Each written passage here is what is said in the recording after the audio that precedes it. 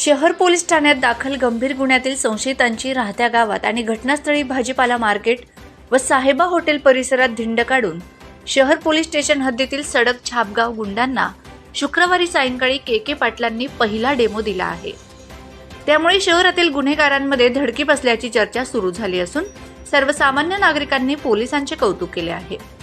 शिरपूर तालुक्यातील आमोदे येथे संशयित विधी संघर्ष बालकासह विष्णू रवींद्र साबळे, बादल मनोज पवार, बादल सीताराम पवार, विशाल संजय पवार हे 7 फेब्रुवारी रोजी शहरातील खंडेराव मंदिरजवळ भाजीपाला मार्केटमध्ये 25 वर्षीय युवकावर तलवार व लोखंडी रॉडने हल्ला करून शहरात नंगी तलवार फिरवत दहशत निर्माण करीत पाचकंदील परिसरातून पसार झाले होते।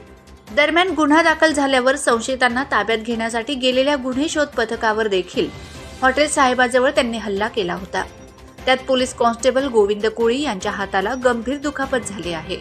घटनेनंतर काही तासातच पोलिसांनी सर्व संशयितांच्या मुसक्या आवळल्यानंतर त्यांना रीतसर अटक करण्यात आली। त्यानंतर शुक्रवारी सायंकाळी कर्तव्यदक्ष आणि गुन्हेगारांचे कर्दनकाळ म्हणून ओळखले जाणारे शहर पोलीस ठाण्याचे नवनियुक्त पोलीस निरीक्षक के पाटील यांनी 4ही संशयितांची शहरातील पाचकंदील परिसर आमोदे गावात संशयितांच्या घरी पालकांना आपल्या मुलाचे कारनामे सांगत पोलिसांवर हल्ला केला होता।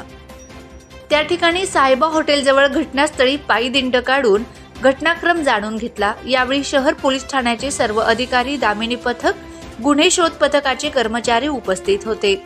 पोलिसांनी गुन्हेगारांची दिंड काढल्याने नागरिकांनी गर्दी केली होती। तसेच शहर पोलिसांचे शहरवासियांकडून कौतुक केले जात आहे। माझा खानदेश न्यूज ब्युरो शिरपूर।